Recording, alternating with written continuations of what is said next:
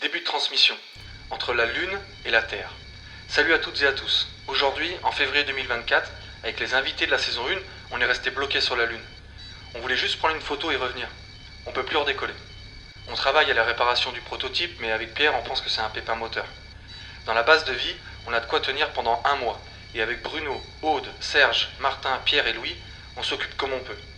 Mais avec Louis, pour la saison 2, à distance, depuis la capsule, depuis la Lune, on va continuer d'interviewer 5 Voironnais sur 5 sujets, pour comprendre le présent et imaginer le futur. Restez branchés. Fin de transmission.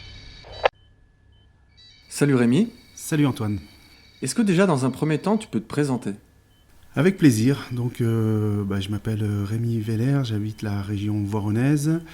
Je me suis formé à la sophrologie, au yoga, à la préparation mentale depuis dans les 10 dernières années là.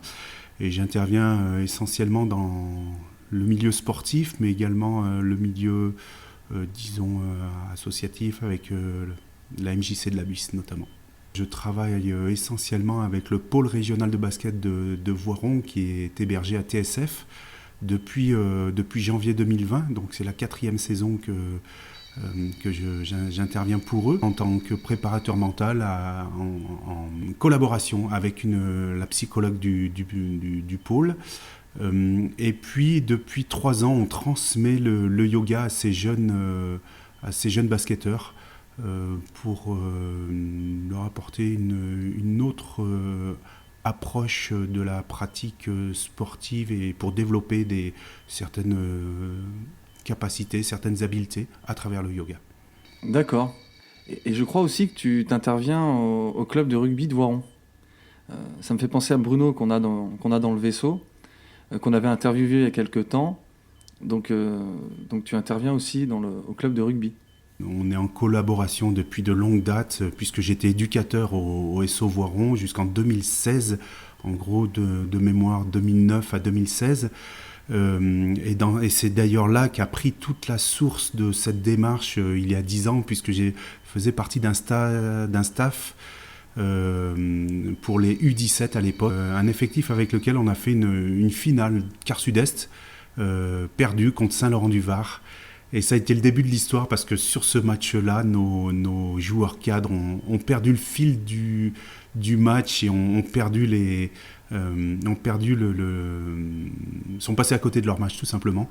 Et immédiatement après le match, on était plusieurs, donc Cédric Bellan, il y avait Bruno, il y avait Franck Doublier. On s'est posé la question comment on pouvait aider ces jeunes à maîtriser leurs émotions et à prendre du plaisir surtout, à prendre du plaisir sur le terrain, malgré un contexte impressionnant, mais qui peut aussi être un contexte festif en fait. Voilà. D'accord. Je le dirai tout à l'heure. Tiens, c'est marrant. Rémi, est-ce que tu peux nous donner ta définition de la performance ? Alors, de manière générale, parce qu'après, on pourra effectivement développer sur l'aspect sportif. Oui, alors la notion de performance, elle est toute relative en fait. Un exemple simplement d'un étudiant qui doit passer le bac par exemple, c'est déjà une forme de performance. Pour certaines personnes en difficulté psychologique ou face à des problèmes de santé, la performance se résume à arriver à se lever le matin. Donc ça c'est une autre approche. Moi, je suis issu d'une famille nombreuse. On était 4 garçons et pour moi, ce qu'a réalisé ma mère est une performance tout au long de notre enfance, adolescence. On était 4 rugbyman et voilà, préparés à manger et puis laver les affaires de rugby. C'est énorme. Voilà, après la notion de performance, je pensais à un exemple, Thibaut Collet à la perche là, l'été dernier. Qui a terminé 5e du championnat du monde de saut à la perche. Est-ce une performance, oui ou non ? Si je te dis que lors de ce concours, il a battu 2 fois son record personnel, est-ce une performance ? La performance n'est-elle pas ici ? Bien entendu que oui. Voilà, la notion de performance, elle est toute relative et elle est là où on veut placer. En fait, tout dépend des objectifs qu'on se définit, qu'on se donne, du contexte, des capacités des uns et des autres. Pour revenir à l'environnement familial, est-ce que le fait d'être une mère isolée, par exemple, n'est pas une performance au quotidien? Voilà. Donc, D'accord. On va rentrer maintenant dans le vif du sujet, c'est-à-dire sur toute la notion de performance dans le domaine du sport. Et pour commencer, Rémi, est-ce que tu peux nous donner les 4 piliers de la performance dans le milieu du sport? les 4 piliers de la performance s'appuient dans le sport sur l'aspect technique, tactique, l'aspect physique, bien entendu, l'aspect physique, bien entendu, et la dimension mentale. Voilà. Et pour le coup, est-ce que tu peux nous détailler cette dimension mentale? Selon un test référence qui me semble intéressant d'évoquer, puisqu'il a l'avantage de synthétiser en fait les habiletés mentales, donc c'est l'OMSAT. On retrouve les habiletés de base qui sont la confiance en soi, qui sont l'engagement, la motivation, et puis la construction, la définition d'objectifs, donc donner du sens. Il y a les habiletés cognitives, donc autour de la concentration, du contrôle des distracteurs. Quand je dis concentration, c'est aussi arriver à se reconcentrer face à un événement, la capacité à se reconcentrer, le discours interne, des capacités également à développer et à travailler avec l'imagerie mentale. Donc ça, c'est l'aspect cognitif, cérébral. Et puis il y a l'aspect psychosomatique, où là on va aller dans la dimension plus des émotions, gestion du stress, de l'anxiété, accueil des émotions, la capacité à s'activer, à se relaxer. Là, en fait, c'est le lien entre le cerveau et la perception de l'environnement et l'interaction avec le corps. Voilà. Simplement comprendre que souvent on parle de la préparation mentale et d'avoir du mental, c'est d'être en permanence à 110, 120, 150%, en permanence dans le rouge, dans le sport, hein, j'entends. Et puis là, c'est une fausse idée. Moi, dans mon approche de la prépa mentale et telle que ça m'a été enseigné, on essaye de faire rentrer une notion de bien-être dans l'approche, d'équilibre, d'épanouissement de l'athlète, de plaisir si possible, et plus on va vers le haut niveau, plus la notion de plaisir est parfois difficile à maintenir, et donc l'idée effectivement par rapport à des phases intensives et de performance, d'exigence, de confrontation, de compétition tout simplement, l'idée est d'arriver à alterner avec des phases de récupération, de régénération physique et mentale, quelle que soit. Donc ça peut prendre différentes formes. Ça démarre de la relaxation, mais ça peut être également des sorties en nature, des choses comme ça. Voilà, tout dépend de l'organisation et justement de la construction de l'objectif et de comment on va aller vers l'objectif. Et la dimension du yoga dans ce cadre-là, devient intéressante, parce que le yoga va permettre à l'athlète de se reconnecter à ses sensations, à ses besoins, d'être à l'écoute de ses ressentis, de ses besoins, à l'écoute de son corps. Le yoga est là en fait pour permettre au mental de s'apaiser. La philosophie du yoga nous explique que cette approche et cette pratique est faite essentiellement pour cesser l'agitation du mental. En pleine conscience, on appelle le vagabondage du mental. Et donc l'idée, c'est d'apaiser, de ralentir l'activité du mental, afin de permettre à la personne de rentrer plus vers une écoute intérieure, une forme d'introspection, et notamment reprendre dans la mesure du possible, en tout cas mieux connaître la physiologie de la respiration notamment, qui est intimement liée à l'activité des systèmes nerveux sympathique, et de la notion de stress, de la notion de fatigue, pourquoi pas. Voilà, donc ça invite la personne à rentrer en elle, en fait, pour être à l'écoute de ses sensations. Voilà, le yoga, donc, puisque le yoga, dans la philosophie du yoga, on part de quelque chose de très grossier, à l'extérieur de soi. Donc une relation à notre environnement, aux autres. Et puis progressivement, on va descendre vers quelque chose de plus introspectif pour aller vers la notion de concentration, pour aller vers la notion de méditation et pour peut-être aller encore plus loin pour ceux qui sont très très très avancés dans la voie du yoga. Alors Rémi, effectivement, tu as parlé de beaucoup de choses, beaucoup de concepts qu'on va pouvoir détailler avec des exemples dans la suite de notre conversation, j'espère. Mais dans un premier temps, est-ce que tu peux nous parler de la gestion émotionnelle du sportif ? En fait, le gros intérêt, les deux gros leviers que l'on voit, sur lesquels on va pouvoir travailler, et notamment avec la pleine conscience, c'est la gestion des émotions, une meilleure connaissance, une meilleure observation, un accueil. Alors on parle de gestion des émotions, mais d'aucuns nous diraient que les émotions ne se gèrent pas, elles s'accueillent, elles s'observent, elles se comprennent et on les transforme, quoi. Et on fait en sorte de trouver des solutions pour transformer, aller vers d'autres émotions. Et travailler en termes de concentration.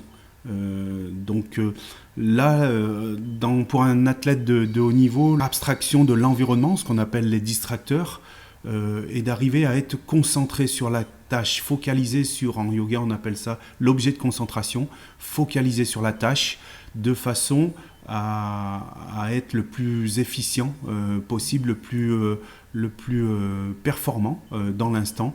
Et on imagine bien que dans le sport de haut niveau, avec l'environnement, l'exigence, donc pourquoi pas la fatigue, mais également l'adversité, la concurrence, la pression quand on est un athlète pro, la pression du résultat, la pression du public, la pression des médias, la pression d'un événement comme les Jeux Olympiques qui est planétaire.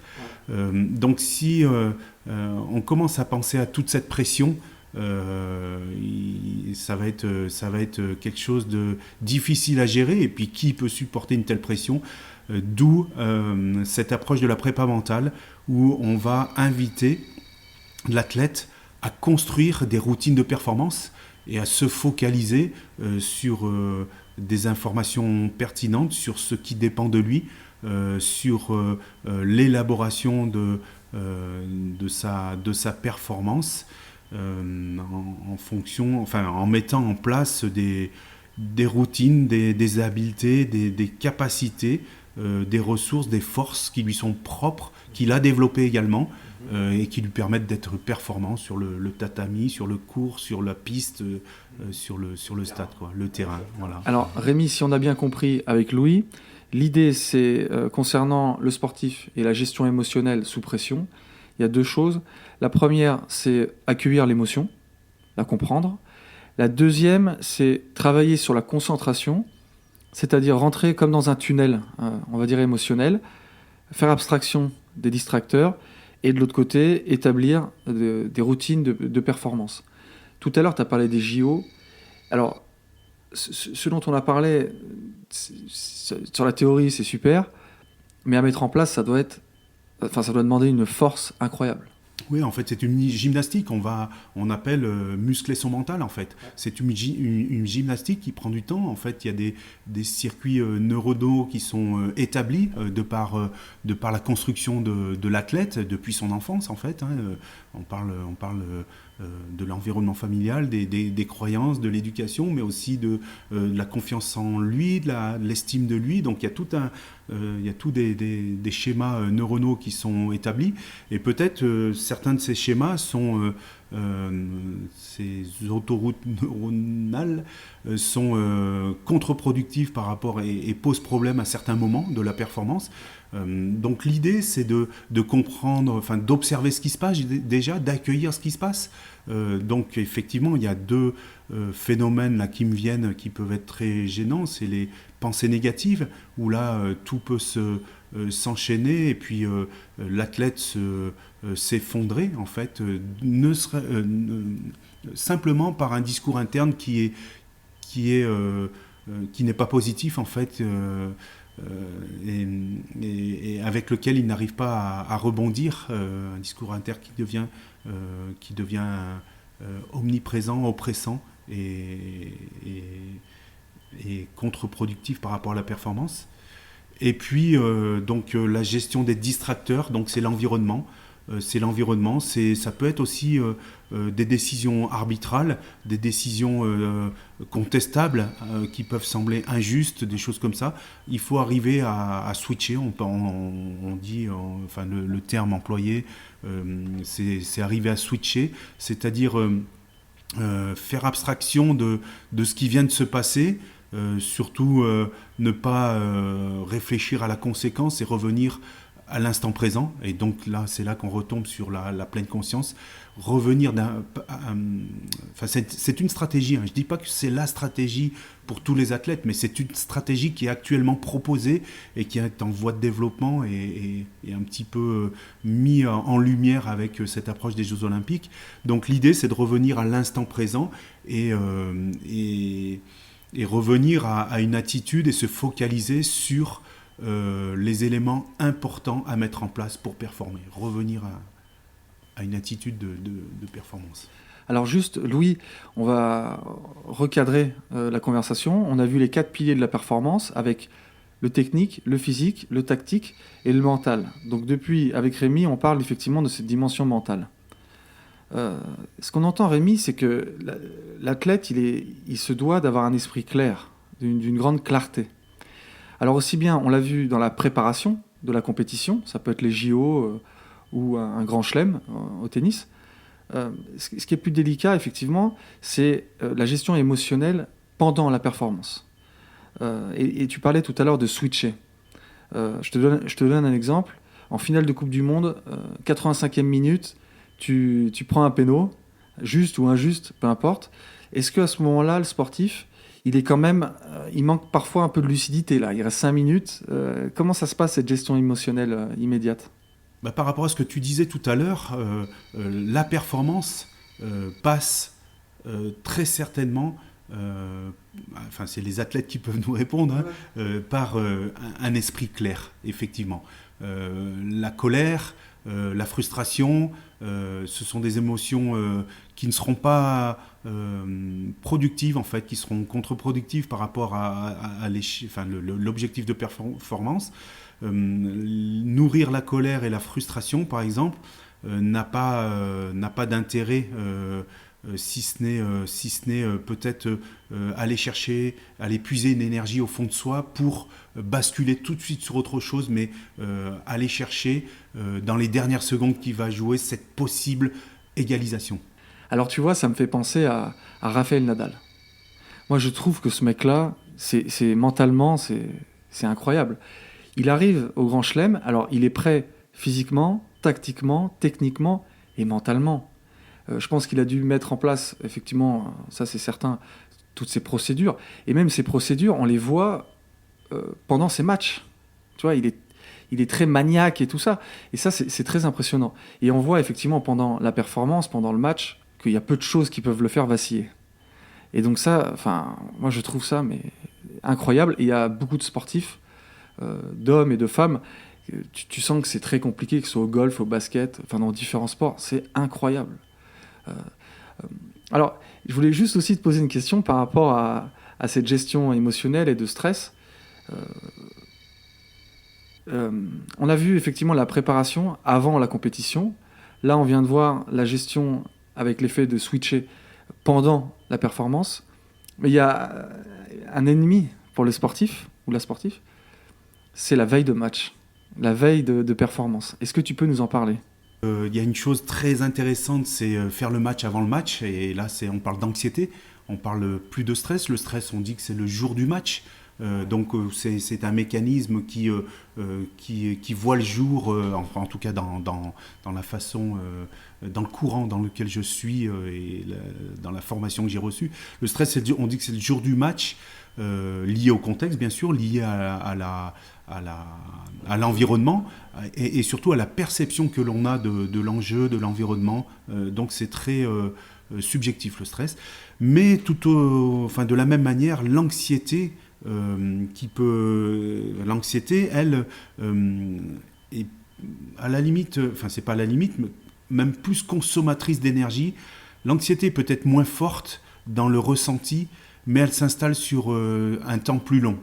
Et du coup, effectivement, un athlète peut anticiper des situations de match plusieurs jours à l'avance par l'image mentale et être en doute par rapport à ses capacités à les réussir. Et donc là, va s'installer un climat d'anxiété, donc avec tous les effets du stress physiologiques qui vont consommer de l'énergie avant même que l'événement soit présent, en fait. Ouais, alors comme tu dis, en fait, on a cette idée en amont de l'événement, dans tout le processus de préparation, on a une montée en puissance. Et dans cette montée en puissance, on sent qu'il y a une segmentation du temps, des différentes phases. Tu as commencé à en parler tout à l'heure, notamment avec la notion d'activation. Est-ce que tu peux nous en dire davantage dans l'idée de monter en puissance et des différentes phases de préparation d'un athlète? L'objet de la prépa mentale, un des objets, un des leviers, c'est d'être en mesure de gérer ce qu'on appelle l'activation et la relaxation. L'activation, on va en avoir besoin le jour du match, le jour du coup d'envoi, le jour J, on est dans les vestiaires, on se change et là on va commencer à rentrer dans ce qu'on appelle un domaine d'activation pour tendre vers ce qu'on appelle la zone optimale de fonctionnement de l'athlète qui est propre à chaque athlète. Donc arriver à gérer cette activation, et l'idée bien entendu c'est pas d'être activé 3 jours avant, 12 heures avant ou 4 heures avant, c'est d'être activé le jour J à l'heure H.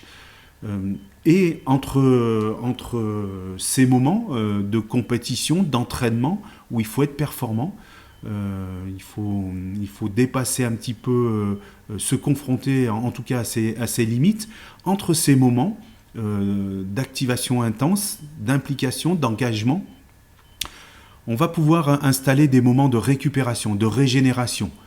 Et donc là, on va pouvoir apaiser ce phénomène que j'essayais d'expliquer tout à l'heure d'anxiété, d'atténuer ce phénomène d'anxiété par le biais de la relaxation, par le biais de certaines respirations et utiliser à bon escient l'imagerie mentale.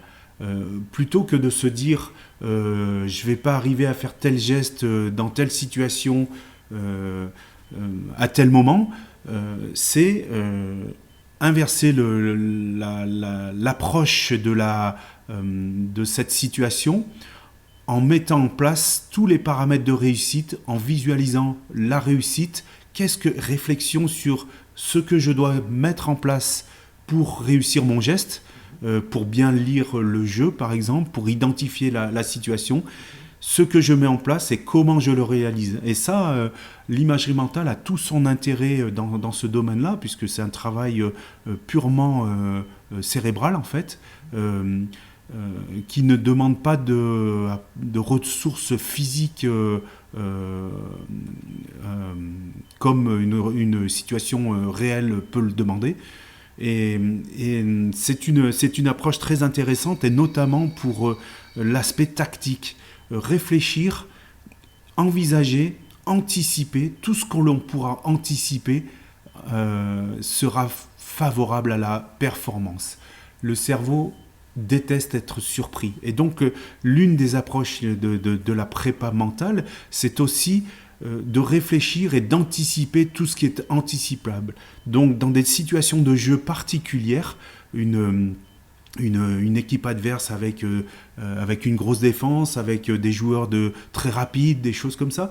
On peut, selon les conditions, ça peut être des conditions météo, ça peut être des conditions d'environnement, j'entends public, des choses comme ça.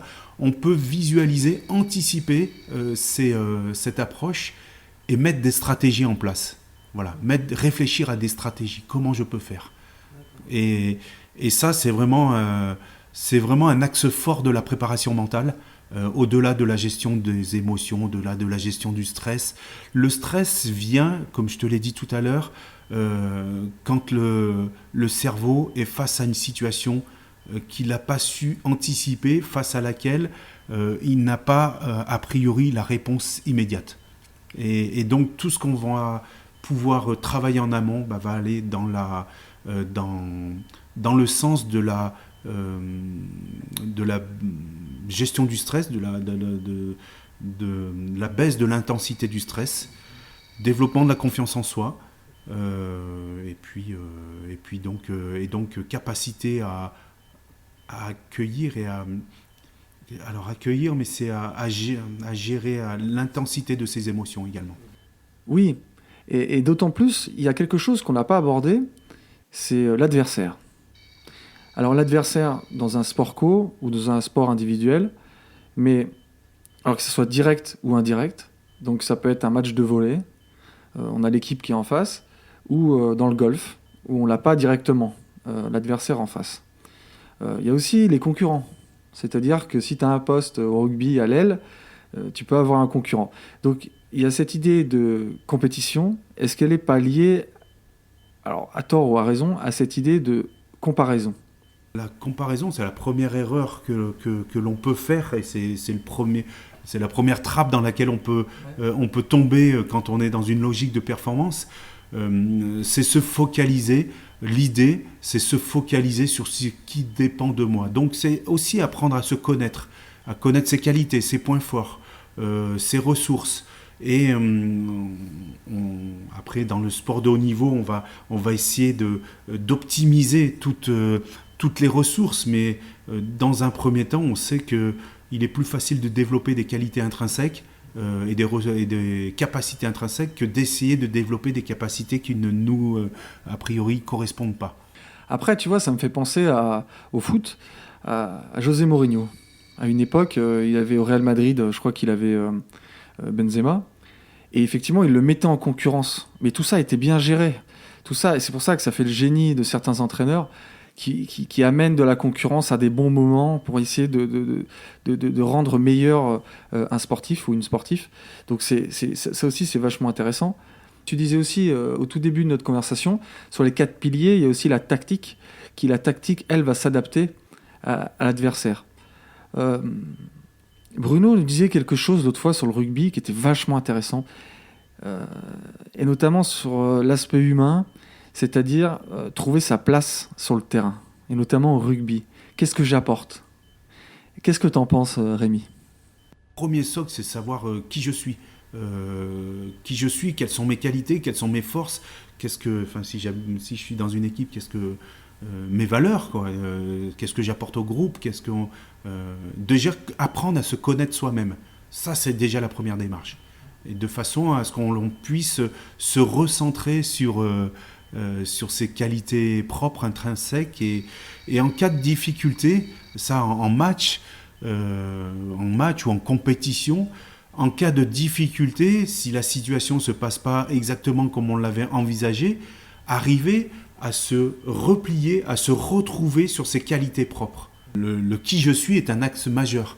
Se connaître soi-même, connaître ses ressources, ses capacités, et effectivement, quelle que soit la situation, ses qualités, ses ressources, ses capacités ne seront pas remises en question. Même s'il y a une défaillance, même s'il y a une contre-performance, on ne coule pas, quoi. Écoute, c'est super intéressant, Rémi. Est-ce que tu penses que cette approche de la préparation mentale, elle commence, mais est-ce qu'elle est duplicable dans la société de manière générale, et notamment dans le monde de l'entreprise ? Je pense que ça se fait déjà, je suis certain, que effectivement cette approche de la prépa mentale et en fait n'est pas que destinée aux athlètes dans le domaine du sport, mais les exigences et la notion de performance se retrouvent complètement dans certaines formes de commerce, d'entreprise, la pression du résultat, c'est pas qu'un score ou qu'un temps, pour l'entreprise, c'est des résultats sonnants et trébuchants, très certainement, donc des stratégies, une réflexion, il y a un travail d'équipe, il y a une collaboration, il y a une efficacité à développer, et donc le parallèle avec le sport est complet, quoi, en fait. Enfin, je sais qu'il y a des préparateurs mentaux qui interviennent en entreprise, donc des préparateurs mentaux avec des grosses références, et la transposition à l'entreprise se fait assez facilement, en fait, assez facilement, puisqu'on a affaire à de l'humain, on a affaire aux émotions, on a affaire aux exigences, on a affaire à l'environnement, on a affaire à la cohésion d'équipe, à la stratégie, l'élaboration de la stratégie, confiance en soi, voilà, on retrouve les leviers que l'on trouve dans le milieu du sport, en fait. Oui, et ça se ressent, en fait, dans notre conversation, qu'il y a un parallèle qui peut être fait. Alors, avec Louis, on a pour ambition de se projeter jusqu'en 2100. Et dans le domaine de la préparation mentale, la question qu'on peut se poser, c'est avec effectivement le changement de société, peut-être, qui peut arriver dans les prochaines décennies, est-ce que les préparateurs mentaux pourront se généraliser et peut-être remplacer les psychologues d'aujourd'hui ? Un préparateur mental n'est pas psychologue. Un psychologue n'est pas forcément préparateur mental. Il y a besoin de se former pour devenir et pour être préparateur mental. Mais non, la prépa mentale ne remplacera pas la psychologie. On intervient sur deux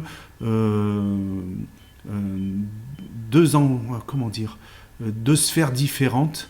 Nous, on va, préparateurs mentaux, on va essayer d'accompagner l'athlète ou la personne pour lui permettre d'être performant, d'atteindre ses objectifs.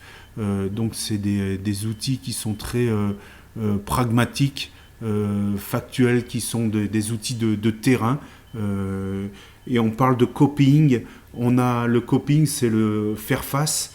On a une situation, on essaye d'élaborer une situation difficile qui met en difficulté, qui est bloquante.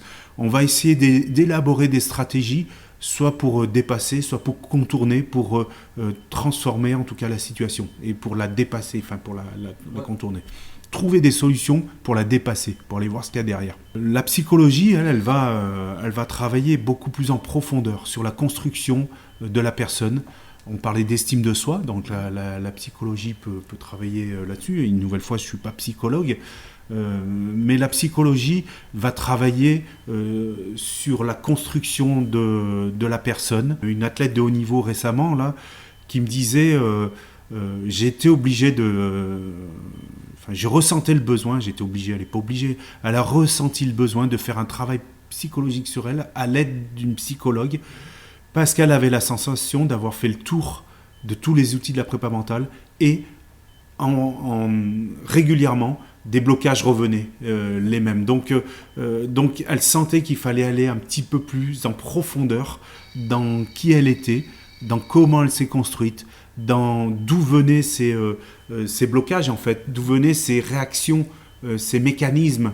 On parle de mécanismes archaïques, tu vois, profondément ancrés dans la façon d'être de la personne et qui peuvent peut-être prendre racine soit dans l'enfance, soit à travers le transgénérationnel. Comme tu dis, effectivement, l'approche de la préparation mentale ne pourra jamais remplacer l'approche psychanalytique, mais sera complémentaire.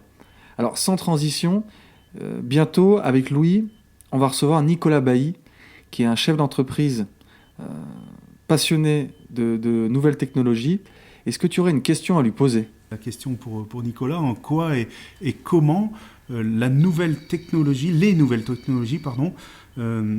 pour être compatible avec le développement de l'être humain, mais aller dans le sens à aller nourrir donc les besoins fondamentaux dont on a parlé sur la pyramide de Maslow, les besoins fondamentaux de l'être humain qui sont les besoins physiologiques de sécurité, d'appartenance, d'estime et les besoins de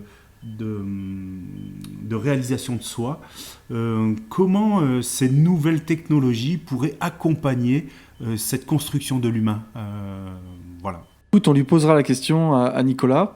Alors, comme tu le sais, on est donc là je suis avec Louis dans la capsule, dans la base de vie, donc sur la Lune, comme tu le sais, on est bloqué depuis maintenant quelques jours avec tout le monde, là on est 7.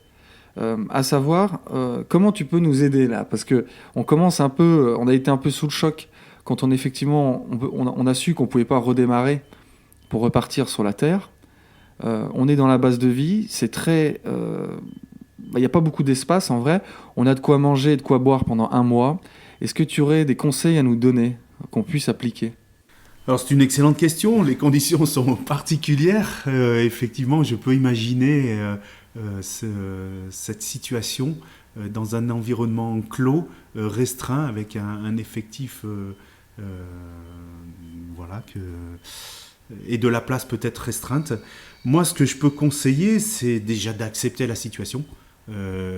C'est d'accueillir les émotions.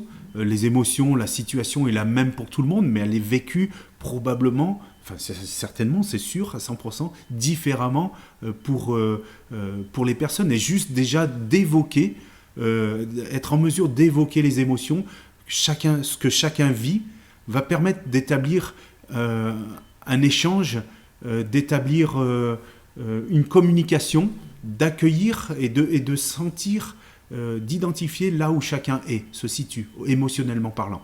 D'accord ? Donc ça, c'est quelque chose d'important. Donc le fait d'exprimer va permettre de prendre conscience et peut-être d'évacuer, en tout cas d'évacuer une certaine pression. Identifier les besoins fondamentaux là dans le cas. Donc c'est comment on va, quels sont les besoins, même les besoins personnels. Peut-être pour l'une ou l'autre, ça va être le besoin de se sentir un peu dans sa bulle, ou alors en lien avec le groupe, ou le besoin de se sentir rassuré. Mais c'est aussi les besoins fondamentaux, besoin de dormir, de bien manger. Et donc ça, je crois que vous avez des ressources, donc ça ne va pas être un problème. Donc je vous conseille de bien manger, bien dormir. J'espère que vous avez... comme disait Serge Papagali, une petite réserve de chartreuse dans un des placards. Voilà, et puis ensuite, face aux besoins, quelles sont les ressources dans le groupe, quelles sont les qualités, quelles sont les ressources, les compétences, et mettre à profit ces compétences et ces ressources par rapport aux besoins. Voilà, définir, donc du coup, ça va aboutir sur une forme d'organisation, et puis entretenir la collaboration, communiquer. On constate que en communiquant, ça permet de peut-être trouver des solutions. Et là, je fais le lien avec la communication non violente, la CNV, qui est un courant de développement personnel qui permet de trouver d'exprimer ses besoins et de trouver des compromis en fait sur la façon dont on va nourrir les besoins des uns et des autres. D'accord. Donc collaborer. Et j'imagine un peu de yoga, un peu de relaxation, non ? On peut mettre en pratique déjà des moments de calme, d'apaisement pour faire en sorte d'apaiser comme j'entends qu'il y a du stress, il y a de l'oppression, pour apaiser le système nerveux sympathique, essayer de le faire ralentir et de rééquilibrer avec le parasympathique. Donc les pratiques de respiration, ça va être de respiration, ça va être d'orienter une expi plus longue que l'inspire, donc favoriser l'expiration allonger l'expiration d'une manière générale, mais c'est aussi pratiquer des séances de relaxation. L'intérêt aussi de peut-être du yoga dans cet environnement restreint, clos. Le yoga, tu as juste besoin, pour te mettre en mouvement, de la surface équivalente à un tapis de sol. Donc les pratiques de yoga, les notions les mouvements, donc les asanas, les pratiques tout autour de la connaissance de la respiration, les pranayamas, en favorisant plutôt quelque chose allant vers l'apaisement, plutôt que de l'activation, allant vers des choses apaisantes tout simplement. Et puis mettre en mouvement le corps par l'intermédiaire de pratiques, de postures. Et peut-être ça peut être une routine quotidienne de les voir, de se retrouver le matin et de commencer peut-être par une pratique d'asana, un enchaînement de postures, une petite méditation, se recentrer, identifier. Alors ce qui me plaît dans la pleine conscience, c'est cette notion de rentrer au cœur du cyclone, où il y a l'agitation, il y a le stress, tout dans l'environnement. Et puis venir dans quelque chose de beaucoup plus apaisé au fond de soi, et de là, dans ce calme intérieur, émergent beaucoup d'idées en fait. Okay. Voilà. Et donc je suis persuadé qu'à travers, après une bonne pratique de yoga, quelques 20 minutes, quelques dizaines de minutes suffisent. Il n'y a pas besoin de faire 1h30 de yoga tous les jours. S'ils peuvent le faire, c'est encore mieux. Et puis, par contre, cette pratique méditative, je pense qu'elle serait... on peut y placer donc des pratiques de pranayama, Nadi Shodhana, par exemple, pour équilibrer, en fait, qui apporte une notion d'équilibre, en fait, dans la physiologie et dans l'organisation du souffle, en fait. Voilà. Et donc, il y a un impact sur l'équilibre psychologique également. Bah écoute, merci Rémi. Je vais demander à Bruno s'il n'a pas son tapis de yoga. Je le proposerai au reste de l'équipage et je t'appellerai peut-être, pour animer une séance de relaxation à distance. Ça on pourrait peut-être le faire. Écoute, merci Rémi pour cette super conversation enrichissante. Alors ça n'a pas été facile, il y a des bruits un peu partout dans la capsule, mais en tout cas voilà, on a passé un super moment, j'imagine, avec Louis. C'est très enrichissant. Écoute, à bientôt Rémi. Merci à toi pour cet échange, cet entretien. Salut. À bientôt.